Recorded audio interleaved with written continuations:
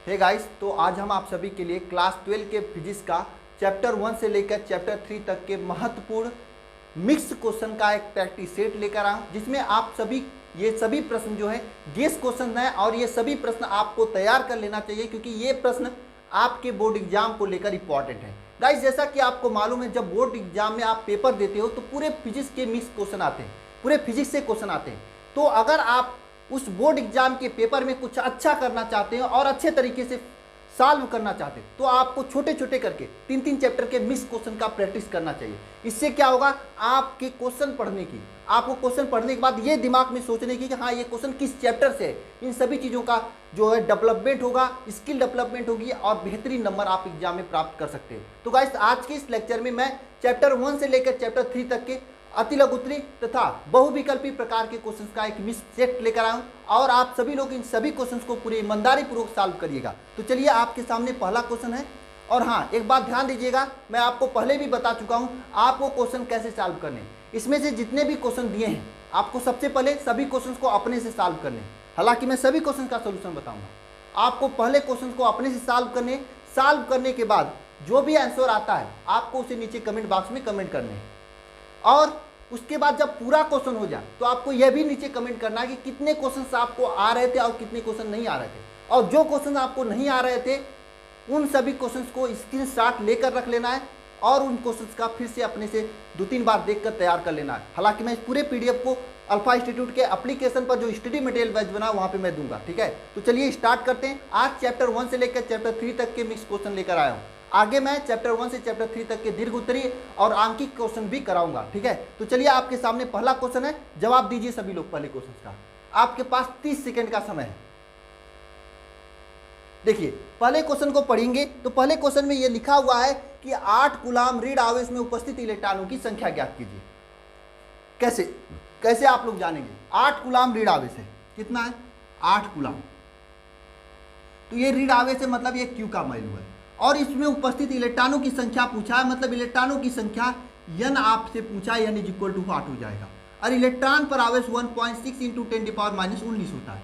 ये इलेक्ट्रॉन पर आवेश होता है। आपको मालूम है यह फार्मूला Q = NA, यह आपके फिजिक्स का पहला फार्मूला था कक्षा 12 का, मैं आपको बताया था। आगे मैं आपको नेक्स्ट वीक में चैप्टर 1 से लेकर चैप्टर 3 तक के पूरा फार्मूला का एक लेक्चर लूंगा और कौन सा फार्मूला कैसे यूज करना है उसको बताऊंगा। तब उसके बाद आपको न्यूमेरिकल क्वेश्चन की प्रैक्टिस कराऊंगा।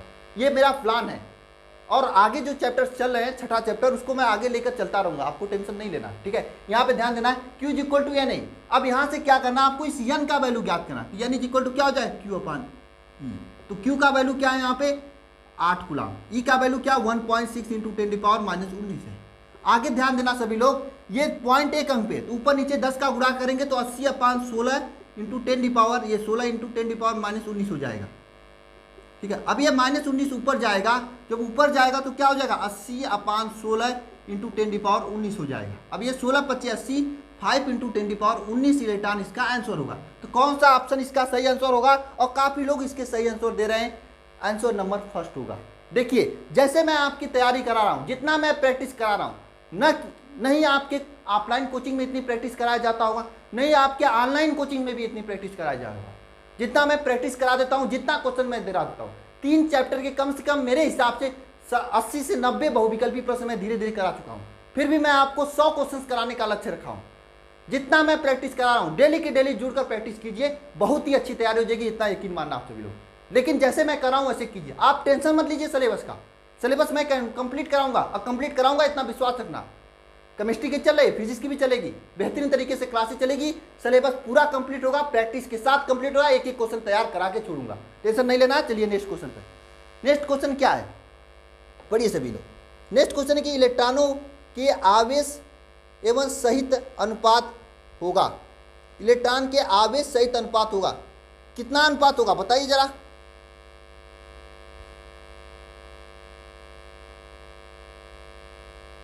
देखिए, थोड़ा बीप की आवाज आ रही होगी, तो बीप की जो आवाज है, ये इन्वर्टर से क्लास चल रही है, इसलिए ये बीप की आवाज है, तो इसको आप लोग मैनेज कर लीजिएगा। इलेक्ट्रॉन का सहित अनुपात कितना होता है जरा बताएंगे। इलेक्ट्रॉन के आवेश एवं सहित का अनुपात होगा, क्या अनुपात होगा, कितना अनुपात होता है? ऐसे क्वेश्चन नहीं आ रहे हैं आपको। देखिए 16 में 2016 में पूछा हुआ क्वेश्चन है। तो 1.77 यानी पहला ऑप्शन सही होगा। 10⁻11 कूलाम प्रति किलोग्राम, ये होगा आपका ई अपान यम का अनुपात, ये पूछा है। ये मुझे बताना नहीं होगा ना कैसे आया है। अरे यम का वैल्यू, ई का वैल्यू क्या होता है 1.6 इंटू 10⁻−19 होता है। और यम का वैल्यू क्या होता है, यम का वैल्यू क्या होता है 9.1 इंटू 10⁻31 होता है, यही होता है ना। कितना होता है, आपको इसको रख के सॉल्व करने हैं, ठीक है। चलिए नेक्स्ट क्वेश्चन पे चलते हैं। विद्युत क्षेत्र की तीव्रता का मात्रक क्या होगा, बताइए विद्युत क्षेत्र की तीव्रता का मात्रक क्या होगा। विद्युत क्षेत्र की तीव्रता का मात्रक क्या होगा, अरे बताएंगे विद्युत क्षेत्र की तीव्रता का मात्रक क्या होगा। देखिए विद्युत क्षेत्र की तीव्रता E इज इक्वल टू होता है एफ अपान क्यू, ये जानते हैं। एफ का मतलब न्यूटन प्रति कूलाम, एक तो यह मात्रक होता है विद्युत क्षेत्र की तीव्रता का, एक तो यह मात्रक होता है, और यह मात्रक ऑप्शन नंबर डी में दिया हुआ है, तो डी वाला ऑप्शन आपका सही होगा। चलिए नेक्स्ट क्वेश्चन है आप सभी के सामने। नेक्स्ट क्वेश्चन है कि वैद्युत क्षेत्र की तीव्रता E और द्विध्रुव आघूर्ण P है। वैद्युत क्षेत्र की तीव्रता क्या है, E है, और द्विध्रुव आघूर्ण क्या है, P है। तो इनके मध्य संबंध क्या होगा, यानी लगने वाला बल आघूर्ण टाउ आपसे पूछा है, तो क्या होता है PE साइन थीटा, जिसे आप लोग लिखते हो P क्रॉस E लिखते हो। क्यों लिखते हो, क्योंकि ये साइन होता है, साइन जहां होता है वहां पे क्रॉस आता है, यहीं पे जहां पे क्रॉस होता है वहां पे डॉट आता है। आपको मैं बताया हूं एक एक चीज। चलिए नेक्स्ट क्वेश्चन पे चलते हैं। नेक्स्ट क्वेश्चन क्या है, वैद्युत प्लस का मात्रक है। वैद्युत प्लस का क्या मात्रक होता है, वैद्युत plus phi is equal to क्या होता है, E dot D A. Phi is equal to क्या होता है, E dot D A cos theta होता है। मैं आपको बताया हूं ये प्रैक्टिस सेट है, इसमें मैं तेज चलूंगा। E dot D A cos theta है, E dot D A cos theta है, ये आपका ये क्या है, वैद्युत प्लस का फॉर्मूला है। तो E dot D A cos theta, यहां से इसका मात्रक क्या हो जाएगा 21, मात्रक क्या हो जाएगा बताएंगे। यहां से इसका मात्रक क्या हो जाएगा, चारों ऑप्शन में कौन सा मात्रक, वोल्ट प्रति मीटर, न्यूटन प्रति कूलाम। देखिए चौथा ऑप्शन आपका न्यूटन प्रति कूलाम है, न्यूटन प्रति कूलाम। ये तो ऑप्शन होगा नहीं, चौथा वाला गलत होगा। क्यों गलत होगा, क्योंकि आपने ये पढ़ा था अभी कि ये मात्रक किसका, वैद्युत क्षेत्र का होता है, तो ये गलत हो जाएगा। न्यूटन प्रति कूलाम के अलावा कौन सा होगा बताइए। बिल्कुल आप लोग सही कमेंट कर रहे हैं, volt into metre, volt into metre, ये इसका मात्रक होगा, वोल्ट इंटू मीटर, यानी ऑप्शन नंबर 3 सही है। चलिए नेक्स्ट क्वेश्चन पे। नेक्स्ट क्वेश्चन देखिए, नेक्स्ट क्वेश्चन क्या है आपका, अति लघुत्तरीय प्रकार का प्रश्न है। क्वेश्चन दिखाई दे रहा होगा आपको, क्वेश्चन पढ़िए सभी लोग। क्वेश्चन क्या है, किसी चालक को धनावेशित करने पर उसका द्रव्यमान पर क्या प्रभाव पड़ता है। अरे जरा बताएंगे द्रव्यमान पर क्या प्रभाव पड़ता है, द्रव्यमान घटता है या बढ़ता है। मैंने आपको बताया था, कब बताया था, जब मैं लेक्चर ले रहा था। 1 शॉर्ट लेक्चर में पढ़ा हुआ है, आप जाके देख लेते हैं, काफ़ी स्टूडेंट उसने देखे हैं, आप भी जाइए देखिए, वहाँ पे मैं समझाया था।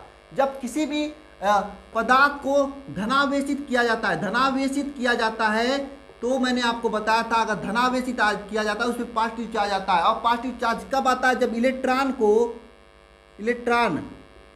को पदार्थ से बाहर निकाला जाता है। ध्यान देना, जैसे ये पदार्थ है, यहां से अगर एक इलेक्ट्रॉन को बाहर निकालेंगे तो इस पे एक प्लस चार्ज आएगा, 2 इलेक्ट्रॉन को बाहर निकालेंगे तो इस पे +2 चार्ज होगा। यानी जितना भी इलेक्ट्रॉन को बाहर निकालेंगे उतना ही इस पे धनावेशित चार्ज होता है। अरे जरा सीधी सी बात बताओ, अगर यहाँ से इलेक्ट्रॉन को हम बाहर निकाल रहे हैं बिन बिन कर, तो इसका द्रव्यमान में क्या वृद्धि होगी या कमी होगी, कमी होगी ना। हाँ, तो इसके द्रव्यमान में कमी होगी, तो इसके द्रव्यमान में क्या होगी, कमी होगी। अगर इलेक्ट्रॉन को बाहर निकाला जाता है तो द्रव्यमान में कमी होती है, यानी जब इस पे धनावेशित होता है तो इसके द्रव्यमान में कमी होती है। अरे बात समझ में आई सभी को। धनावेश कब किसी पदार्थ पे आता है, जब उसपे से इलेक्ट्रॉन को बाहर निकालते हैं।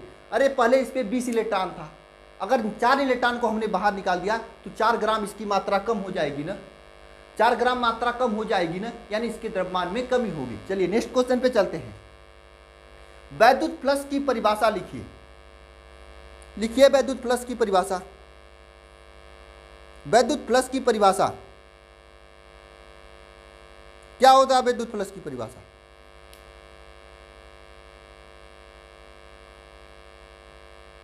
वैद्युत प्लस की परिभाषा किसे कहते हैं, वैद्युत प्लस किसे कहते हैं। वैद्युत फ्लक्स किसे कहते हैं?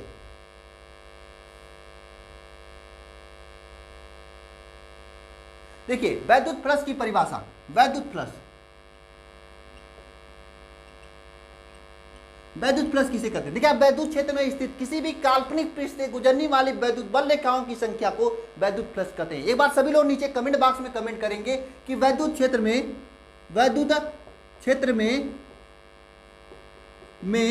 स्थित किसी काल्पनिक पृष्ठ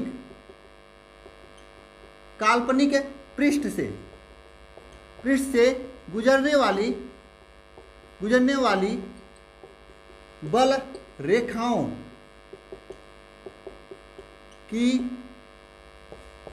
संख्या को क्या कहते हैं? वैद्युत फ्लक्स कहते हैं। वैद्युत क्षेत्र में स्थित किसी काल्पनिक पृष्ठ से गुजरने वाली वैद्युत बल रेखाओं की संख्या को हम लोग वैद्युत फ्लक्स कहते हैं। वैद्युत फ्लक्स को फाई से प्रदर्शित करते हैं। फाई इज इक्वल टू होता है E dot D A cos theta, E dot D A cos theta होता है। E dot D A cos theta ये वैद्युत flux phi is equal to होता है। E dot D A cos theta ये वैद्युत flux phi is equal to हम लोग कहते हैं। ठीक है, अब वैद्युत फ्लक्स फाई जो होता है ई डॉट डी ए होता है, इसका दो मात्रक होता है। एक तो होता है वोल्ट प्रति मीटर, ये दोनों लिख लीजिएगा, वोल्ट मीटर एक मात्रक होता है। दूसरा मात्रक होता है न्यूटन प्रति कूलाम मीटर स्क्वायर। अरे न्यूटन प्रति कूलाम मीटर स्क्वायर,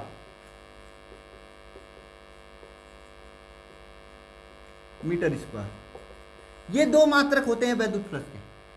तो बात समझ में आई? वैद्युत फ्लक्स किसे कहते हैं? वैद्युत क्षेत्र में स्थित किसी भी काल्पनिक पृष्ठ से गुजरने वाली वैद्युत बल रेखाओं की संख्या को हम लोग वैद्युत फ्लक्स कहते हैं। वैद्युत फ्लक्स को फाई से प्रदर्शित करते हैं। Phi is equal to E dot D A होता है और इसका मात्रक वोल्ट प्रति मीटर होता है या वोल्ट मीटर होता है या फिर न्यूटन प्रति कूलाम प्रति मीटर स्क्वायर होता है। ये दो मात्रक होते हैं।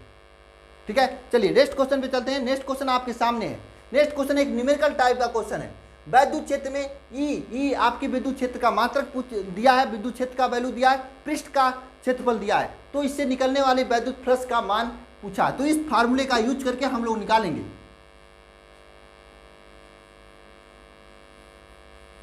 ऐसे क्वेश्चन कैसे सॉल्व किए जाते हैं हम इससे पहले भी आप लोगों को बताया हूं और आज भी मैं बता रहा हूं। देखिए ई का वैल्यू आपके सामने दिया है। क्या दिया है? ई का value 2i + 4j + 7k, 2i + 4j + 7k, ये ई का वैल्यू दिया है।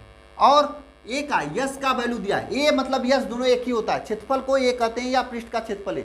ये 10j दिया है, 10j। अब ध्यान देना सभी लोग, 10j दिया है ना, तो हम लोग क्या करते हैं इसको ij यहाँ पे 0i + 10j +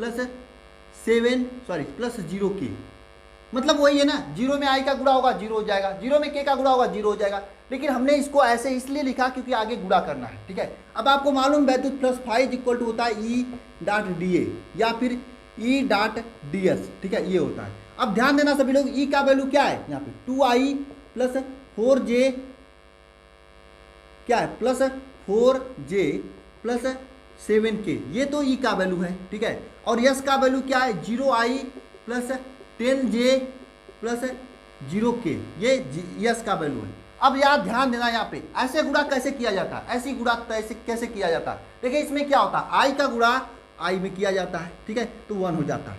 जे का गुणा जे में किया जाता है तो 1 हो जाता है, जेड ये डॉट हुआ। और के का गुणा के में किया जाता तो 1 हो जाता है। ठीक है, ध्यान देना सभी लोग, यहाँ पे 2i है, यहाँ पे 0i है। 0i मैं क्यों लिखा? क्योंकि यहाँ पे i दिया ही नहीं था। जब i दिएगा ही नहीं तो इसको मैं 0 लिख सकता हूँ ना, क्योंकि 0 में i गुणा होगा 0 ही होगा, समझने के लिए लिख सकता हूँ। तो 2i में 0i का गुणा होगा तो 0 हो जाएगा, प्लस 10j और यहाँ पे 4j, दोनों का गुणा होगा तो क्या होगा 40j। ठीक है, और j में j का गुणा हो जाएगा तो 1 हो जाएगा, मैंने यहाँ पे बताया। प्लस 7 × 0, 0 का वैल्यू 0 हो जाएगा, यहाँ पे 0, यानी कुल मिलाकर 40 आपका आंसर आएगा। 40 आपका वोल्ट × मीटर आंसर आएगा। ठीक है ना, चलिए नेक्स्ट क्वेश्चन पे चलते हैं। नेक्स्ट क्वेश्चन भी आपके सामने ऐसे ही है, इसको अपने से करिएगा सभी लोग।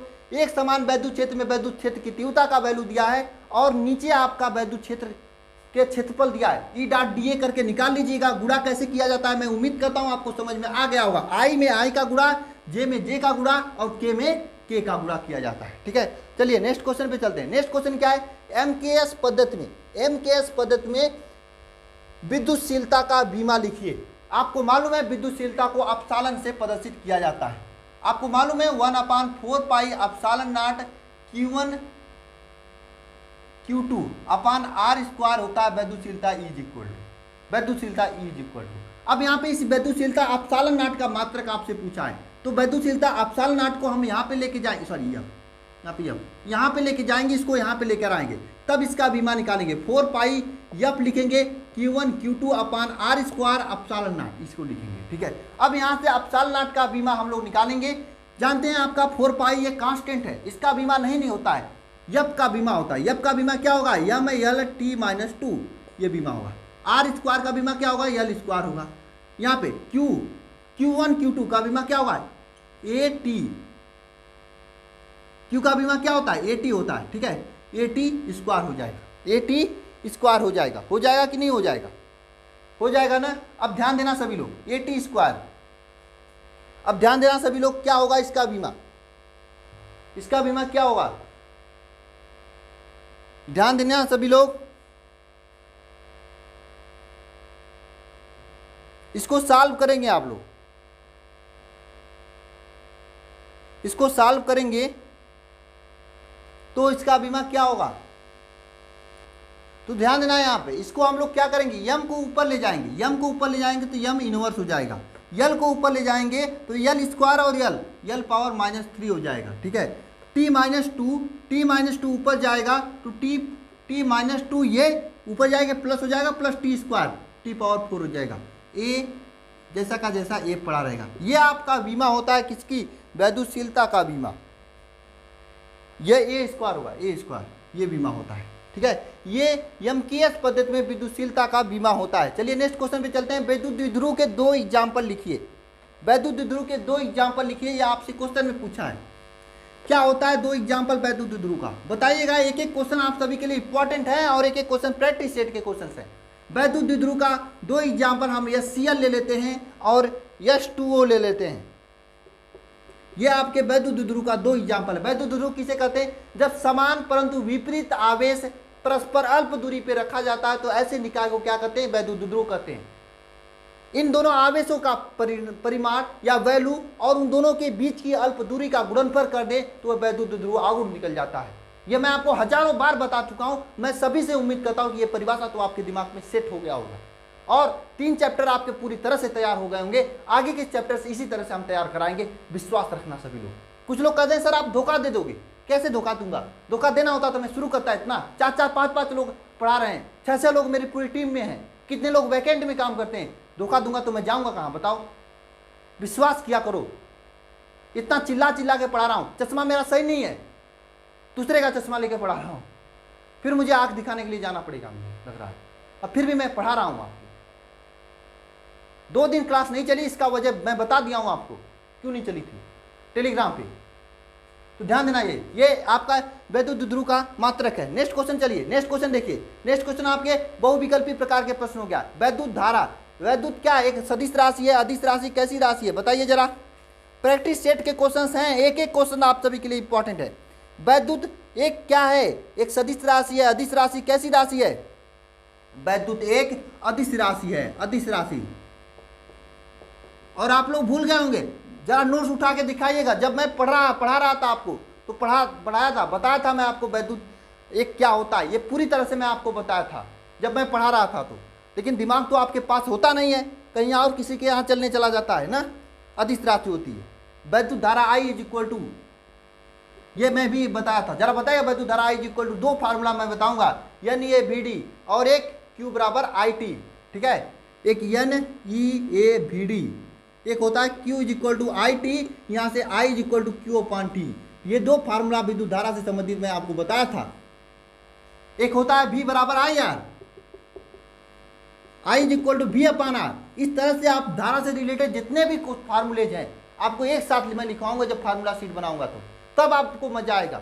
वैद्युत धारा हेडिंग कराऊंगा और वैद्युत धारा से संबंधित जितना फार्मूला एक साथ लिखा दूंगा। तो इस तरह से आपको पढ़ा जाए, ये स्मार्ट अप्रोच कहा जाता है इसे। फिर भी आप लोग कुछ नया चीज़ें देने में आपको रिसर्च करना पड़ता है और बढ़िया चीज़ें से देनी चाहती है। मैं ऐसे वैसे नहीं देता हूं। देखिए धारा से संबंधित जितने फार्मूला एक साथ हो गए आपके, इससे आपकी तैयारी और अच्छा लेवल तक होगी। लिख लीजिएगा इसे, ठीक है। चलिए नेक्स्ट क्वेश्चन पे चलते हैं।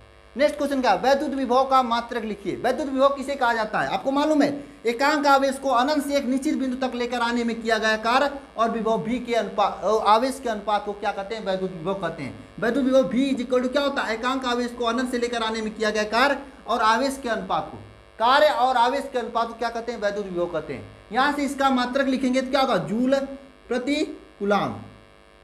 इसका मात्रक जूल प्रति कूलाम होगा वैद्युत विभव का। तो यहाँ पे मात्रक दिया है जूल प्रति कूलाम। इसी का मात्रक वोल्ट भी होता है। वैद्युत विभव से संबंधित परिभाषा एक तो फार्मूला ये होता है, एक होता है V इक्वल टू IR होता है, यहाँ से वैद्युत विभव का फार्मूला निकल के आता है। एक फार्मूला होता है V equal to 1/4 pi epsilon naught Q upon R square होता है, ये फार्मूला नहीं R होता है। ये भी फार्मूला आपका वैद्युत विभव से संबंधित है ना, आपके विद्युत विभव से संबंधित ये फार्मूला बताइए।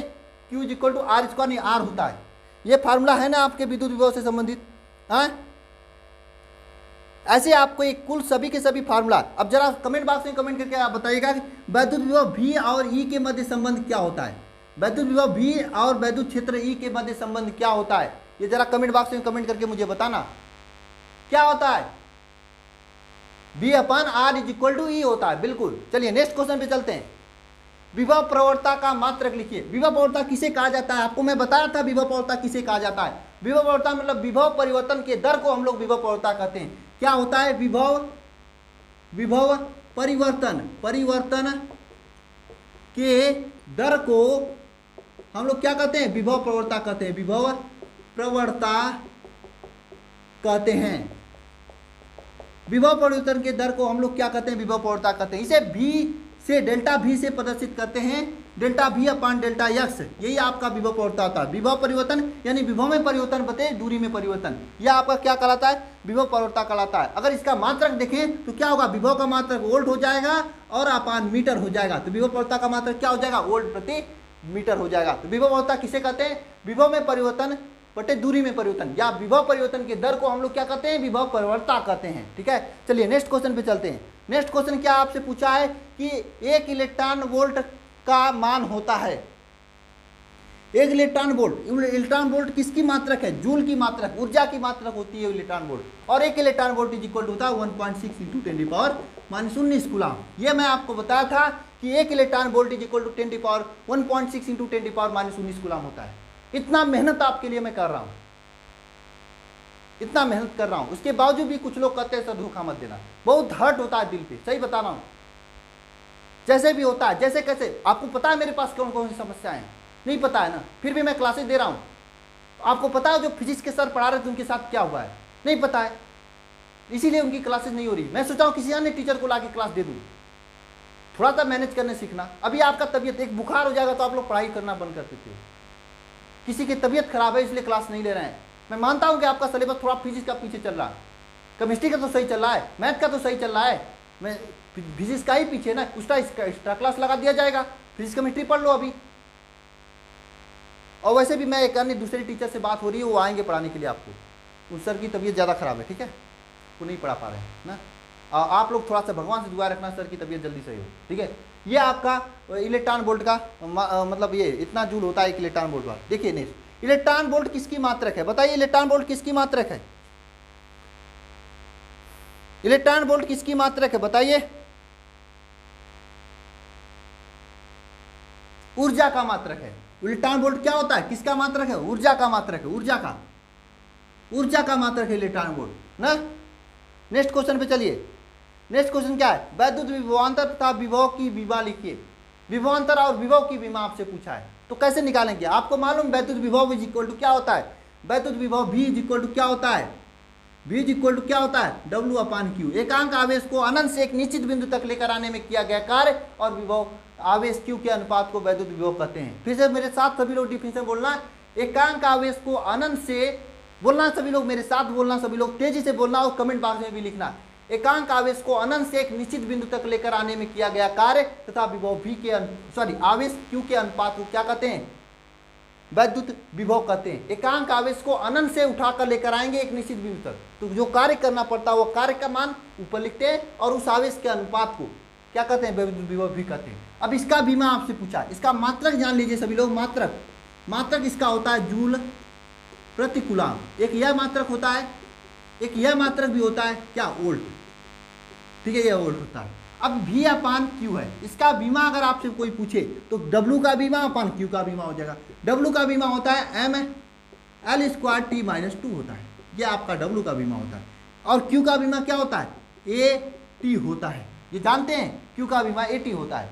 यहाँ से ध्यान देना सभी लोग, तो इसका बीमा क्या हो जाएगा, क्या हो जाएगा इसका बीमा, M L square T minus 2 A minus 1 T minus 1, ये हो जाएगा, ठीक है। यहाँ से -1 -2 ये जुड़ेगा तो M L square T minus 3 A minus 1, ये आपका बीमा हो जाएगा, किसका, वैद्युत विभव V का बीमा हो जाएगा।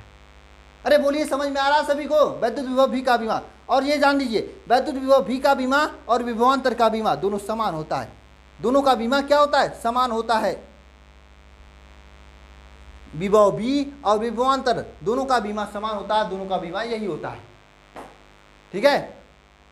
चलिए नेक्स्ट क्वेश्चन पे चलते हैं। नेक्स्ट क्वेश्चन क्या है आप सभी के लिए, नेक्स्ट क्वेश्चन है, दो बिंदुओं के बीच का विभवांतर 60 वोल्ट है और इन दोनों के बीच एक बिंदु से दूसरे बिंदु तक लेकर 3 × 10⁻⁵ कूलाम आवेश ले जाने में कितना कार्य करना पड़ता है, उसका गणना कीजिए। अब देखिए, दो बिंदुओं के मध्य का विभवांतर पूछे चाहे विभव, दोनों का फार्मूला एक ही होता है। यहाँ से समझना, दो बिंदुओं के बीच का विभवांतर आपसे पूछा है, यानी V का वैल्यू दिया है कितना, 60 वोल्ट ये दिया है, और वोल्ट है। एक बिंदु से दूसरे बिंदु तक लेकर जाने में कितना कूलाम, Q का वैल्यू दिया है 3 × 10⁻, कितना है, 3 × 10⁻⁵ कूलाम, 10⁻⁵ कूलाम। ये एक बिंदु से दूसरे बिंदु तक लेकर जाते हैं तो आपका ये आपका कूलाम है। तो यहाँ से आपसे किया गया कार्य W का वैल्यू पूछा है, तो ध्यान देना सभी लोग, विभवांतर V का वैल्यू 60 वोल्ट हो जाएगा, W का वैल्यू W ही रहेगा, और Q का वैल्यू 3 × 10⁻⁵ हो जाएगा, ठीक है। यहाँ से छत्रिका 18 180 हो जाएगा, छत्रिका 18 180 × 10⁻⁵, ठीक है। यहाँ से 2 अंक इधर जाएगा तो 1.8 × 10⁻⁵ हो जाएगा। इतना जूल आपका किया गया कार्य होगा, इतना जूल आपका क्या होगा, किया गया कार्य होगा। बात समझ में आ रही है, हाँ। 18 इंटू, सॉरी 2 और घटेगा ना, 2 प्लस होगा, यहाँ 3 होगा, 3, ठीक है। दशमलव इधर जाता है तो प्लस होता है, उधर जाता है तो माइनस होता है, ठीक है। नेक्स्ट क्वेश्चन, चलिए नेक्स्ट क्वेश्चन आपके, समविभव पृष्ठ में स्थित दो बिंदुओं के मध्य का जो आवेश है कितना, 800 माइक्रोकूलाम आवेश को गति कराने में किया गया कार्य क्या होगा। बहुत ही इजी क्वेश्चन है, इसको मैं तो कई बार बता चुका हूं, इसका कंसेप्ट, ये प्रैक्टिस क्वेश्चन है। यहां से आपको पता चलेगा कितने क्वेश्चन आपको आ रहे थे, क्वेश्चन को कैसे अटेम्प्ट किया जाता है, ये सभी चीजें आपको यहां से अंदाजा लगेगा और तैयारी अच्छी होगी। एक समविभव पृष्ठ है आपके सामने, समविभव पृष्ठ दिया हुआ है, उस समविभव पृष्ठ में आपको 800 माइक्रोकूलाम का एक इलेक्ट्रॉन है, उसको एक बिंदु से दूसरे बिंदु तक आप लेकर जाते हैं, तो किया गया कार्य पूछा है। तो एक बात दिमाग इधर से खोलना और डाल लेना, दिमाग के स्क्रू खोलिए कि समविभव पृष्ठ में हमेशा किया गया कार्य शून्य होता है, क्योंकि कार्य तथा विभव के बीच का जो कोण होता है 90 अंश होता है। कुल मिला जुला के आपको इतना याद रखना है कि समविभव पृष्ठ में हमेशा किया गया कार्य क्या होता है, शून्य होता है। यहाँ पे किया गया कार्य क्या होगा, शून्य होगा। नेक्स्ट क्वेश्चन पे चलते हैं। नेक्स्ट क्वेश्चन आपके सामने है, पढ़िए जरा सभी लोग, नेक्स्ट क्वेश्चन को पढ़िए और अपने से ट्राई करने की कोशिश कीजिए। क्या है,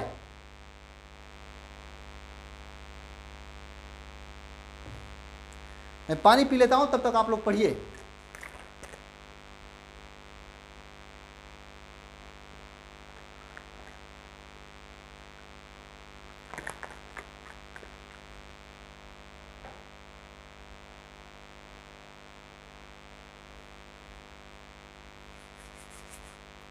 चलिए क्वेश्चन को पढ़िए। देखिए क्वेश्चन क्या है, एक वैद्युत ध्रुव P है, उसको अक्ष से r दूरी पर वैद्युत विभव का व्यंजक ज्ञात कीजिए। अक्ष से r दूरी पर विद्युत विभव का व्यंजक ज्ञात कीजिए। लिखिए, अगर उसे 90 अंश घुमा दिया जाता है तो वैद्युत विभव क्या हो जाएगा। यानी आपको यहाँ पे ये कह रहा है क्वेश्चन में थोड़ा सा क्वेश्चन स्किप किया है, अच्छी न करके उसमें उल्टा पूछ दिया है। आपको यह कंसेप्ट याद होना चाहिए, इसीलिए मैं कह रहा हूँ क्वेश्चन की प्रैक्टिस करना बहुत ही आवश्यक है। अब ये क्वेश्चन आपने पढ़ा था, मैं आपको बताया था कि वैद्युत विभव के अच्छी स्थिति में विद्युत विभव क्या होता है। कोई अगर वैद्युत द्विध्रुव है, अगर मैं इसी क्वेश्चन को ऐसे पूछूं कि एक वैद्युत द्विध्रुव आपका -q + q, इस -q + q वैद्युत द्विध्रुव से r दूरी पर ये कोई बिंदु P स्थित है, इस बिंदु P पर आपका अच्छी स्थिति में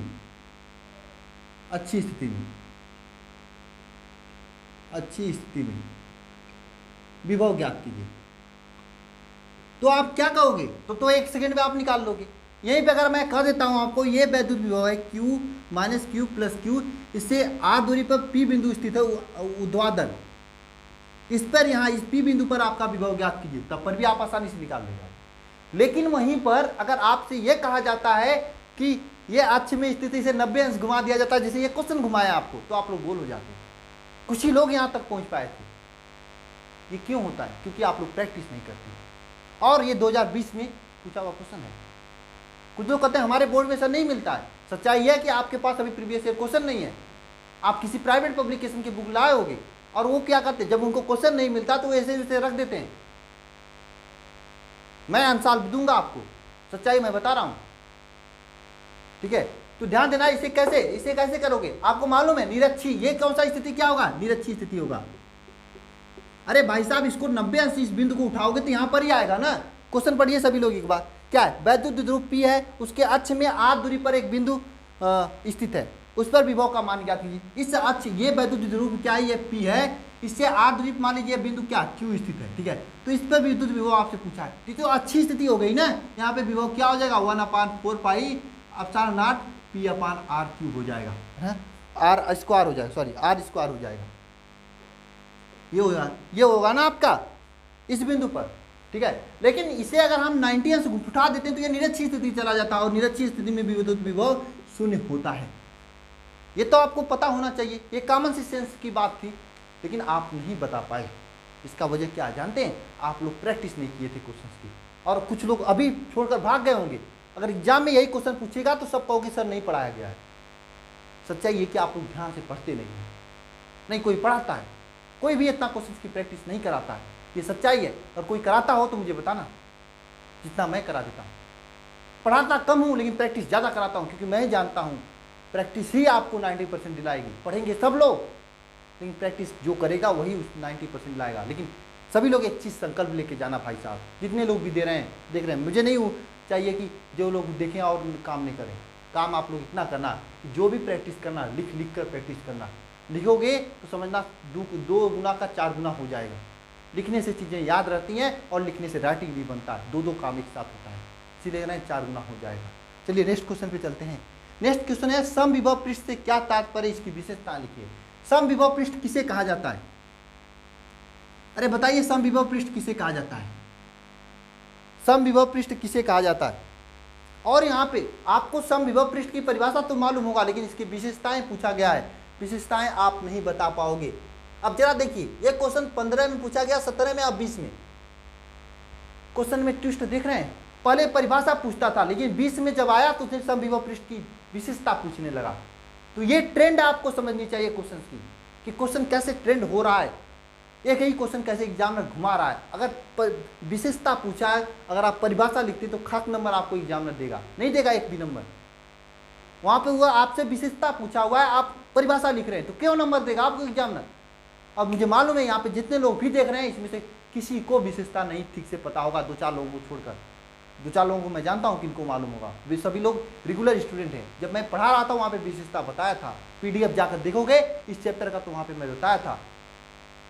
तो ध्यान देना, समविभव पृष्ठ किसे कहते हैं? एक ऐसा पृष्ठ जहाँ पर स्थित किसी भी बिंदु पर विभव, सभी बिंदुओं पर विभव समान, उसे समविभव पृष्ठ कहते हैं। समविभव पृष्ठ किसे कहा जाता है? एक ऐसा पृष्ठ, ऐसा पृष्ठ जिस पर स्थित सभी बिंदुओं पर विभव समान होता है, सम विभव पृष्ठ कहलाता है। सम विभव पृष्ठ कहलाता है ऐसा पृष्ठ जहां पर स्थित सभी बिंदुओं पर विभव समान होता है, उसे सम विभव पृष्ठ कहलाता है। इसकी विशेषता अगर आपसे पूछी जाए तो पहला विशेषता यह है कि सम विभव पृष्ठ पर किसी भी बिंदु पर किया गया कार्य, किसी भी बिंदुओं के मध्य किया गया कार्य शून्य होता है, विशेषता। और इसी विशेषता पर एक क्वेश्चन भी आज आया था। क्या? पहला विशेषता यह कि सम विभव पृष्ठ पर, विभव पृष्ठ में स्थित किन्हीं दो बिंदुओं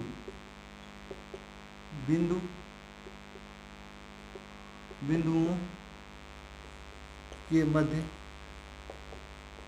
किया गया कार्य शून्य होता है। किन्हीं दो बिंदुओं के मध्य किया गया कार्य क्या होता है? शून्य होता है। दूसरी विशेषता क्या है?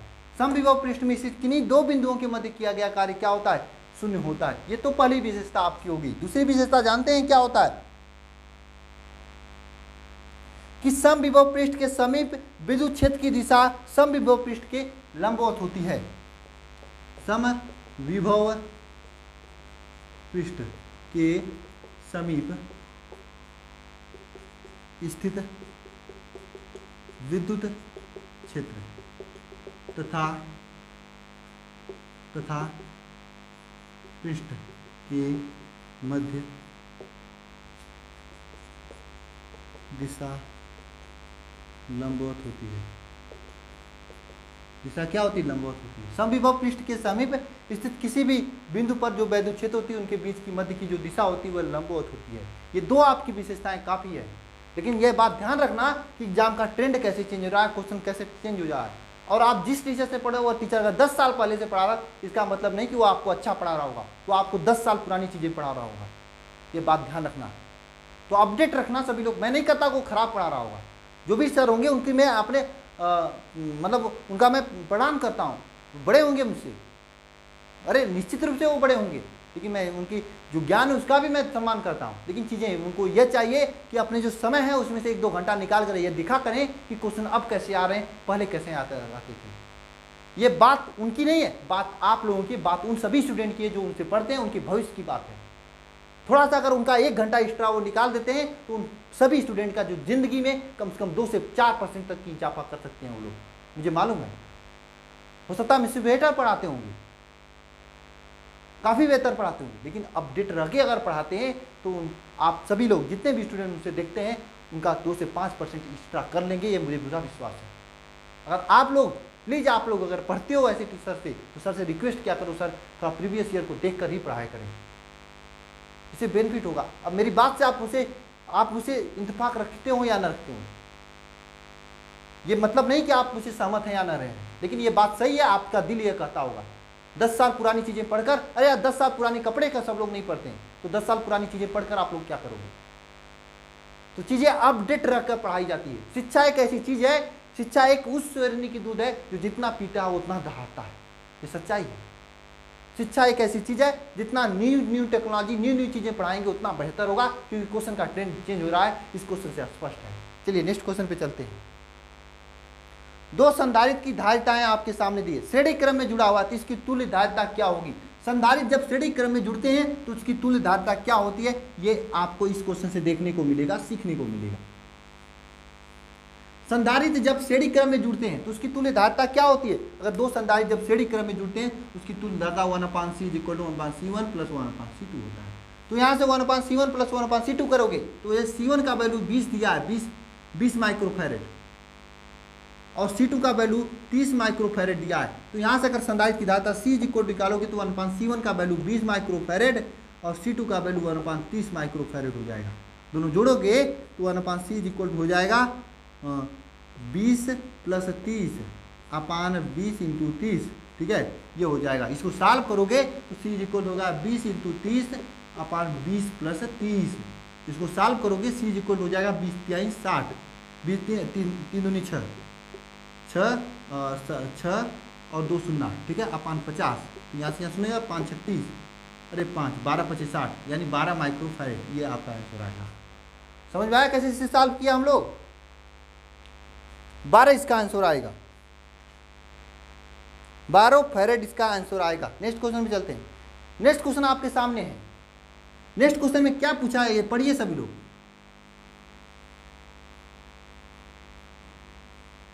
नेक्स्ट क्वेश्चन में क्या पूछा आपसे, पूछा यह है कि दो गोलाकार चालक हैं जिनकी त्रिज्या 9 सेंटीमीटर है, इनकी धारिता तथा आवेश की गणना कीजिए अगर इनका विभव 100 वोल्ट है तब। यानी यहाँ पे गोलाकार चालक दिया है जिसकी त्रिज्या आपसे दिया है आर, त्रिज्या दिया है 9 सेंटीमीटर, ठीक है। अब इसे लगे आप मीटर में चेंज कर दीजिए, 9 × 10⁻² मीटर हो जाएगा, ठीक है।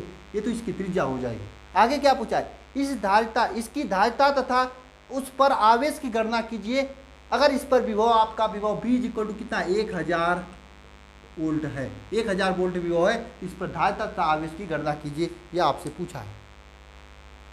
अगर इसका विभव 1000 वोल्ट है, इस पर धारिता तथा आवेश की गणना कीजिए, यह आपसे पूछा है। इसकी धारिता तथा आवेश की गणना कीजिए। तो जरा आप बताइए, अगर त्रिज्या दिया होता है तो आपको मालूम है धारिता C = क्या होता है 4πr∈0। यहाँ पे r त्रिज्या है, ε0 क्या है इसका वैल्यू है, तो यहाँ पे ε0 क्या है आपको मालूम, निर्वात की विद्युतशीलता है। तो यहाँ से इसे लिख सकते हैं ε C = लिख सकते हैं 4πε0r, ठीक है। C = लिख सकते हैं 4πε0 का वैल्यू क्या होता है 1/9 × 10⁻⁹ ये होता है। r का वैल्यू दिया है 9 × 10⁻², ये दिया है। ये 9 से 9 कट जाएगा, ये -9 ऊपर जाएगा तो क्या हो जाएगा 10⁻11 हो जाएगा, इतना फैरेड। ये आपका इसकी धारिता आएगा। बोलिए ये सही है। 4πε0 का वैल्यू ये देखिए 4πε0 का वैल्यू होता है 1/9 × 10⁻⁹, ठीक है। और r का वैल्यू ये दिया ही है, ठीक है। अरे 9 9 1 10 1 11,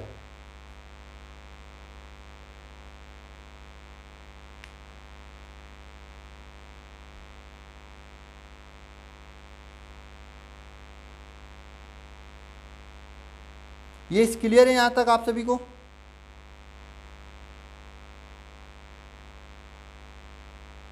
ठीक है, ये इतना फैरेड आपका आंसर आएगा। अब यहाँ से विभव भी आपसे पूछा है तो आपको मालूम है Q = क्या होता है C भी होता है। यहाँ पे आवेश भी आपसे पूछा है, C = वाट पूछा है और Q = वाट। क्वेश्चन पढ़िएगा, क्वेश्चन में ये पूछा है आपसे इस पर उपस्थित आवेश तथा धारिता की गणना कीजिए। धारिता तो आपका निकल के आ गया, ये धारिता आपका निकल गया, लेकिन यहाँ पे आवेश Q की गणना करना है। तो यहाँ पे Q = क्या हो जाएगा आवेश धारिता, धारिता का वैल्यू क्या होगा 10⁻11 माइक्रोफैरेड इंटू विभव V का वैल्यू 1000 हो जाएगा। 1000 का गुणा करोगे तो Q = क्या हो जाएगा, ध्यान देना सभी लोग, 3 शून्य कटेगा यहाँ पे, इसको 10⁻+3 लिख सकते हैं, ठीक है। कटेगा तो 10⁻−8 कूलाम, ये आ जाएगा आंसर। ये आपका धारिता का वैल्यू आ जाएगा, ठीक है। यह आपका किसका आवेश का वैल्यू आ जाएगा। तो ऐसे क्वेश्चन कैसे करते हैं आपको समझ में आया? इसमें कुछ नहीं करना था, आपको बस केवल फार्मूला लगाना था और रखना था। और नहीं समझ में आया तो घबराने की बात नहीं है, एकदम 1% आपको घबराने की बात नहीं है। क्यों नहीं घबराने की बात है? क्योंकि ऐसे क्वेश्चन तो आपको आएंगे, अभी जब न्यूमेरिकल कराएंगे तब तो और अच्छे से हम लोग कर लेंगे ना। चलिए नेक्स्ट क्वेश्चन पे चलते हैं। नेक्स्ट क्वेश्चन आपके सामने है, नेक्स्ट क्वेश्चन पढ़िए सभी लोग। ऐसा क्वेश्चन तो मैं कराया भी था शायद। नेक्स्ट क्वेश्चन क्या है आप सभी के सामने? नेक्स्ट क्वेश्चन यह है कि विद्युत धारा घनत्व J तथा अपवाहवेग Vd के मध्य संबंध, विद्युत धारा घनत्व J तथा अपवाहवेग Vd के मध्य संबंध क्या होगा? जरा बताइएगा। ये प्रैक्टिस क्वेश्चंस हैं, ये आपको प्रैक्टिस करेंगी और प्रैक्टिस करने से आपके परसेंटेज में इजाफा होगा। बताइए जरा क्या संबंध होता है,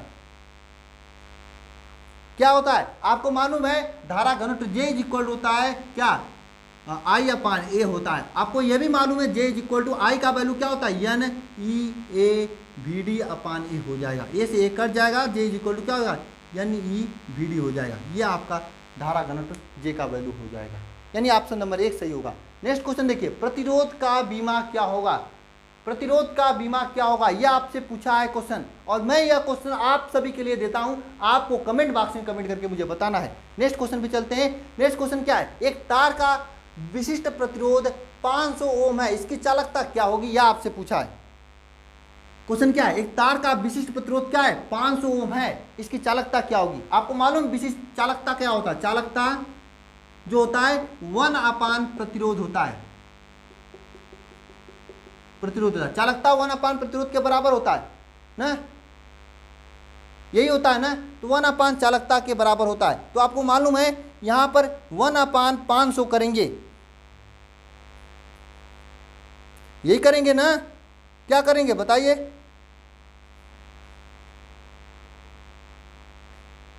अरे बताओगे सभी, क्या करेंगे 1/500,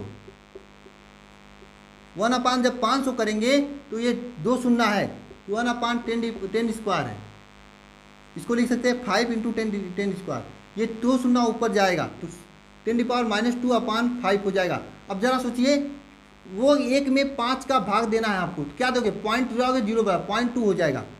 यहाँ पे इसको लिख सकते हो 0.2 × 10⁻², ये होता है आंसर, ये होगा आपका चालकता 0.2।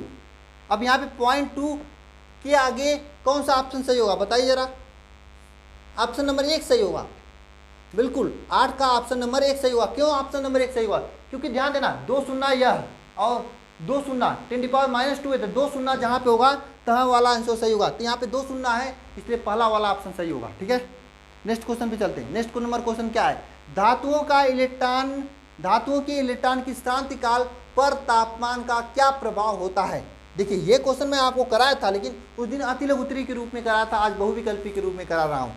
जरा बताइएगा क्या प्रभाव होता है, श्रांतिकाल घटता है बढ़ता है, क्या होता है, श्रांतिकाल घटता है या बढ़ता है, तापमान का क्या प्रभाव होता है श्रांतिकाल पर, तापमान का क्या प्रभाव होता है। तो श्रांतिकाल तापमान के साथ क्या होता है, घटता है, ऑप्शन नंबर 1 सही होगा। धातुओं का जो इलेक्ट्रॉन की शांतिकाल होता है तापमान पर क्या प्रभाव, तापमान पर शांति का क्या होता है, घटता है, ऑप्शन नंबर 1 सही होगा। चलिए नेक्स्ट क्वेश्चन पढ़िए, नेक्स्ट क्वेश्चन तो और इजी है। नेक्स्ट क्वेश्चन क्या है पढ़िए, 50 ओम प्रतिरोध का एक धात्विक तार, उसकी लंबाई 2 गुना कर दिया जाता तो नया प्रतिरोध क्या होगा। अरे यार मैं तो आपको बताया था उस दिन, किसी भी तार की लंबाई अगर n गुना की जाती तो नया प्रतिरोध n² गुना हो जाता है, मतलब नया प्रतिरोध R new is equal to क्या हो जाएगा, n² × R हो जाएगा। n² क्या है, यहाँ पे 2 है, 2 का स्क्वायर करेंगे इंटू R करेंगे, R क्या पूरा प्रारंभिक प्रतिरोध का है 50 ओम है, तो क्या हो जाएगा 4 × 50 मतलब 200 हो जाएगा, 200 ओम हो जाएगा। ऑप्शन दिया है 200 ओम, चौथा वाला ऑप्शन सही है। चलिए नेक्स्ट क्वेश्चन चलते हैं, ये क्वेश्चन रह गया, आवेशित कण के अनुगमन वेग तथा धारा घनत्व के मध्य क्या संबंध होता है, यह आपसे पूछा है, बताने की जरूरत होगी। आवेशित कण के अनुगमन वेग तथा धारा के मध्य संबंध आपको बताने की जरूरत होगी, जरा बताइए। ये सभी चीजें तो याद हो जानी चाहिए, दिमाग में सेव होना चाहिए, हाँ इतना बार करा दिया हूं मैं आपको ना। आवेशित कण की धारा घनत्व तथा अनुगमन वेग के मध्य संबंध जानते हैं, धारा घनत्व जे को प्रदर्शित किया जाता है, जे इक्वल टू क्या होता है I/A होता है, तो आपको मालूम है I इक्वल टू क्या होता है NEAVD होता है, अपान ए हो जाएगा, ए से ए कट जाएगा तो जे इक्वल टू क्या हो जाएगा NEVD हो जाएगा। अब ये जो संबंध है यह आवेशित कण के धारा घनत्व तथा अनुगमन वेग के मध्य संबंध है। ठीक है, चलिए नेक्स्ट क्वेश्चन पे चलते हैं। नेक्स्ट क्वेश्चन क्या, अनुगमन वेग तथा विभवांतर के मध्य संबंध लिखिए। अनुगमन वेग तथा विभवांतर के मध्य संबंध लिखिए, ये संबंध पूछता है इसमें से, अनुगमन वेग तथा विभवांतर के मध्य संबंध लिखिए। तो विभवांतर के मध्य संबंध क्या हो जाएगा, VD = EV/μL, ये होता है अनुगमन वेग तथा विभवांतर के मध्य संबंध। यहाँ पे E क्या है, E इलेक्ट्रॉन पर आवेश है, इलेक्ट्रॉन पर आवेश, ये E है। V क्या है, विभव है। टाउ क्या है, क्रांतिकाल है। और यम क्या, द्रव्यमान है। यल क्या, लंबाई है। ठीक है, समझ में आया। VD = EV/μL, ये होता है अनुगमन वेग तथा विभवांतर के मध्य संबंध। चलिए नेक्स्ट क्वेश्चन चलते हैं। नेक्स्ट क्वेश्चन ये है आपका, वैद्युत चालकता की परिभाषा लिखिए। वैद्युत चालकता की परिभाषा लिखिए, ये नेक्स्ट क्वेश्चन है। वैद्युत चालकता क्या होती है, वैद्युत चालकता जो होती है, वैद्युत चालकता जो होती है वैद्युत प्रतिरोध के व्युत्क्रम को कहते हैं। वैद्युत चालकता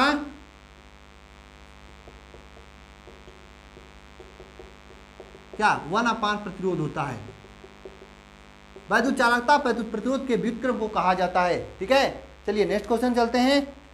नेक्स्ट नंबर क्वेश्चन यह है आपका, किसी धातु के तार की लंबाई को खींचकर 2 गुना किया जाता है, उसके प्रतिरोध में क्या परिवर्तन होगा। तो मैंने आपको पहले भी बताया और आज भी बता रहा हूँ, किसी भी धातु के तार की लंबाई को खींचकर 2 गुना की जाती है तो उसके प्रतिरोध में n² गुना हो जाता है। पहले n² गुना हो जाता है उसका प्रतिरोध R2। अगर तार को खींचकर n गुना की जाती है उसका प्रतिरोध n² गुना हो जाता है। ठीक है, चलिए नेक्स्ट क्वेश्चन पे चलते हैं। नेक्स्ट क्वेश्चन क्या है, विशिष्ट प्रतिरोध की परिभाषा लिखिए। और मैं आपको बताया था कि विशिष्ट प्रतिरोध का परिभाषा क्या होता है। आप सभी लोग भी कमेंट कर रहे हो ना, करना। कुछ लोग कमेंट में फालतू की बातें करते हैं, मैं बता रहा हूं आप लोगों को ब्लॉक कर दूंगा मैं, करोगे तो। पढ़ाई करने आया करो यहाँ पे पढ़ाई छोड़कर आप लोग बहुत कुछ करते हो। मुझे टेलीग्राम पर एक स्टूडेंट है, उन्होंने भेजा था, नाम मैं उनका नहीं बताऊंगा, लेकिन बहुत गलत करते हो। मैथ की क्लास में आप लोग जो बातें कर रहे थे, यही करने आते हो, यही माता पिता आपको सिखाते हैं। तो ध्यान देना सभी लोग। क्या है यहाँ पे विशिष्ट प्रतिरोध की परिभाषा। विशिष्ट प्रतिरोध क्या होता है, आप लोग डीजे का नाम सुने होंगे, डीजे सुने हैं कि नहीं सुने, क्या होंगे डीजे पे तो नाचे भी होंगे आप लोग ना। तो डीजे से हम लोग विशिष्ट प्रतिरोध की परिभाषा याद करेंगे। डी के जगह पे ई कर देंगे, E/J। ई क्या है, ई क्या है आपका विद्युत क्षेत्र है, ई क्या है वैद्युत क्षेत्र है, और जे क्या धारा घनत्व है।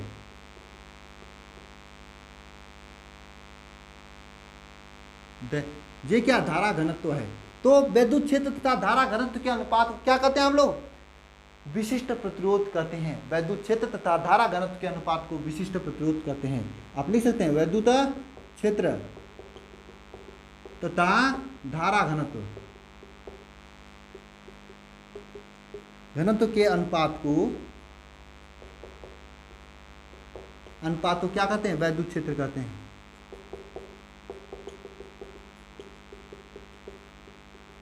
सॉरी, क्या विशिष्ट चालकता विशिष्ट प्रतिरोध कहते हैं।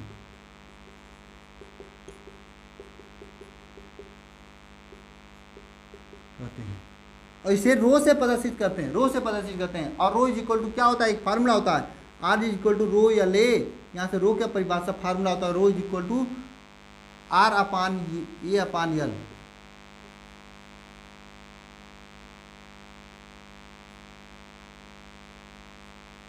ये होता है रो इज इक्वल टू, ये फार्मूला होता है। रो इज इक्वल टू एक फार्मूला तो E/J होता है, एक फार्मूला होता है RA/L, ये भी फार्मूला होता है। हाँ, चलिए नेक्स्ट क्वेश्चन है आप सभी के, अनओमी परिपथ क्या है, किसे कहते हैं अनओमी परिपथ। तो सीधी सी बात है, जो ओम के नियम का पालन नहीं करता, वे सभी परिपथ जो ओम के नियम का पालन नहीं करता है उसे अनओमी परिपथ कहते हैं। ये ट्रायोड वाल्व, ट्रांजिस्टर, ये सभी अनओमी परिपथ हैं। जो ओम के नियम का पालन नहीं करते हैं, जो माता पिता के नियम का पालन नहीं करते, उन्हें अनओमी परिपथ कहा जाता है। ओम के नियम के पालन नहीं करते उसे अनओमी परिपथ कहा जाता है। इसे लिखेंगे नहीं, आप लोग समझ लीजिए। ओमी तथा अनओमी प्रतिरोध के 2 उदाहरण लिखिए। अब यहाँ पे 2 उदाहरण लिखना है आपको अनओमी तथा ओमी परिपथ का। क्या लिखेंगे एग्जाम्पल में,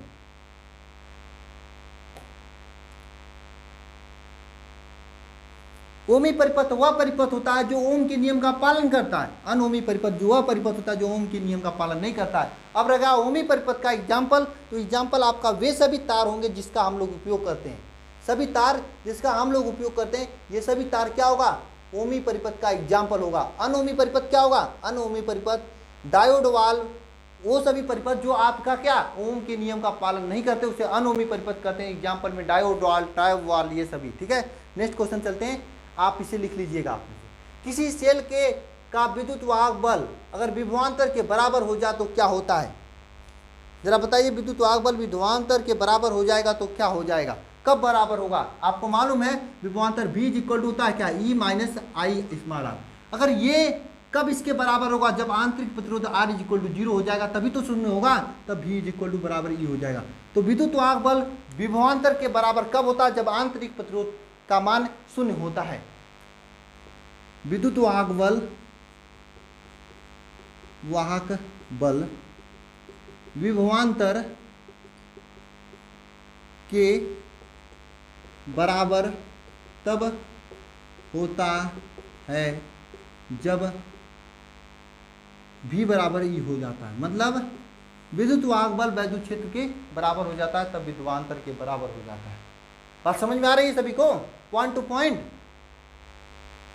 हाँ, चलिए नेक्स्ट क्वेश्चन पे चलते हैं। नेक्स्ट क्वेश्चन क्या है, विद्युत परिपथ संबंधित किरचॉफ का नियम लिखिए। किरचॉफ ने दो नियम दिया था, एक प्रथम नियम धारा का नियम कहलाता है, एक दूसरा नियम जिसे वोल्टता का नियम कहते हैं। धारा नियम क्या है, अगर कम शब्दों में लिखें तो संधि का नियम भी इसे कहते हैं, धारा का नियम भी जिसे कहते हैं। तो धारा का नियम या संधि का नियम क्या होता है, संधि का नियम किसे कहते हैं, संधि का नियम। ध्यान देना सभी लोग, ध्यान देना, संधि की ओर मिलने वाले समस्त धाराओं का योग शून्य होता है, यही संधि का नियम, यही धारा का नियम है। आप लिखेंगे यहां पर संधि की ओर मिलने वाली समस्त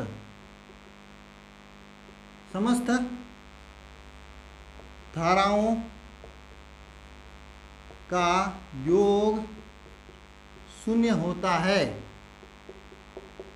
है। इसे हम लोग क्या कहते हैं, धारा नियम भी कहते हैं, धारा नियम भी कहते हैं।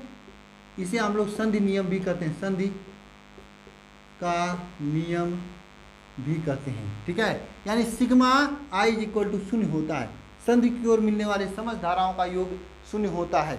ये तो पहला नियम संधि का नियम है। ठीक है, दूसरा नियम जिसे हम लोग वोल्टता का नियम भी कहते हैं। क्योंकि यह अति लघु उत्तरीय प्रकार का प्रश्न है, तो अति लघु उत्तरीय में आपको ऐसे ही लिखना है। जब ये दीर्घ उत्तरीय में पूछेगा तो वहां पे प्रूफ करके लिखा जाता है, उसको मैं करके दिखाया हूं वहां पे। आज आपको अति लघु उत्तरीय और लघु उत्तरीय प्रश्न पढ़ा रहा हूं, सॉरी अति लघु उत्तरीय और ऑब्जेक्टिव पढ़ा रहा हूं। तो आज ऑब्जेक्टिव और अति लघु उत्तरीय के पर्सपेक्टिव से हम लोग लिखेंगे। यहाँ पर इतना लिखेंगे तो एग्जाम में तब पर भी एक ही नंबर देगा, इतना लिखेंगे तब पर भी एक ही नंबर देगा। इतना लिखने में आपका समय कम होगा और आप लॉन्ग वाला क्वेश्चन नहीं कर पाएंगे। तो इसीलिए तो प्रैक्टिस करा रहा हूँ आपका, ताकि आपका हर एक एंगल से तैयारी हो जाए कि कैसे कैसे कहाँ पे किस तरह से लिखना है। आपके हाथ में वह सभी मैं तीर कमान देना चाहता हूँ जिससे आप लोग एग्जाम में 90% लेकर आएँ। ये सब तरीका होता है पढ़ाई करने का, यही होता है स्मार्ट अप्रोच।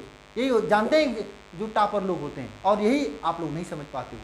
पहले यह देखा जाता है कि एग्जाम ने कितने नंबर का क्वेश्चन पूछा है, उस हिसाब से आंसर दिया जाता है। ये 1 नंबर लायक या 2 नंबर लायक आंसर है। तो संधि का नियम क्या, संधि की ओर मिलने वाली समस्त धाराओं का योग क्या होता है, शून्य होता है। दूसरा क्या है, वोल्टता का नियम। वोल्टता का नियम, वोल्टता का नियम क्या कहता है भैया, एक बार कमेंट बॉक्स में कमेंट करो सभी लोग, क्या जानते हो आप लोग।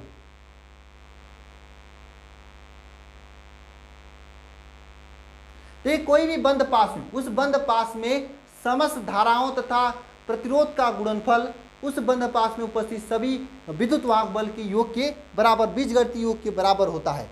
बात समझ में आए, किसी परिपथ के किसी बंद पास में लगे प्रतिरोध तथा प्रवाहित होने वाले धाराओं के गुणनफल का बीजगणितीय योग पास में लगे विद्युत वाहक बल के बीजगणितीय योग के बराबर होता है। आप लिख सकते हैं किसी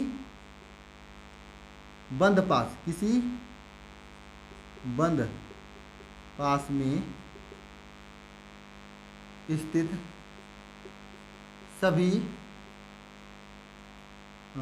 सभी क्या, प्रतिरोध तथा धारा का गुणनफल, सभी प्रतिरोध तथा धारा का गुणनफल उस गुणनफल का बीज गणितीय योग, बीजगणितीय योग उस बंद पास में उपस्थित सभी विद्युत वाहक बल के योग के बराबर होता है। विद्युत वाहक बल के योग के बराबर होता है। ये वोल्टता का नियम है, ये वोल्टता का नियम है। समझ में आ रही है बात आप सभी को। नेक्स्ट क्वेश्चन चलते हैं। ये आपका पूरा क्वेश्चन हुआ है। तो आज हम लोग 37 क्वेश्चन किए हैं, 37 क्वेश्चन किए हैं आज हम लोग, 37 क्वेश्चन पूरे किए हैं। और पूरा टारगेट है 100 क्वेश्चन करने की, 100 क्वेश्चन का प्रैक्टिस करने की टारगेट है हम लोगों का इसी चैप्टर के। इसमें से कुछ 10-20 क्वेश्चन आपके दीर्घ उत्तरीय प्रश्न होंगे, और बाकी न्यूमेरिकल्स होंगे, कुछ लघु उत्तरीय प्रश्न होंगे, तो 3 चैप्टर 100 क्वेश्चन में तैयार हो जाएंगे। ठीक है, तो आज अति लघुत्तरी प्रकार के क्वेश्चन कर चुके हैं। इसके बाद जो क्वेश्चन बचेंगे लघुत्तरी या फिर दीर्घोत्तरी या फिर जो आपके आंकिक प्रश्न में कंप्लीट होंगे, तो 100% आपके हो जाएंगे। तो पार्ट 2 इसका बनेगा। और कब बनाना है मुझे पार्ट 2, या आप लोग कमेंट बॉक्स में कमेंट कर देना, कब तक आप लोग तैयार हो जाओगे। और टेस्ट है आपका संडे को, दे लेना संडे को टेस्ट आके, ठीक है, अब तो अल्फा इंस्टीट्यूट ऐप पर ना। तो चलिए आज के इस लेक्चर में बस इतना ही, मिलते हैं नेक्स्ट लेक्चर में। धन्यवाद सभी को।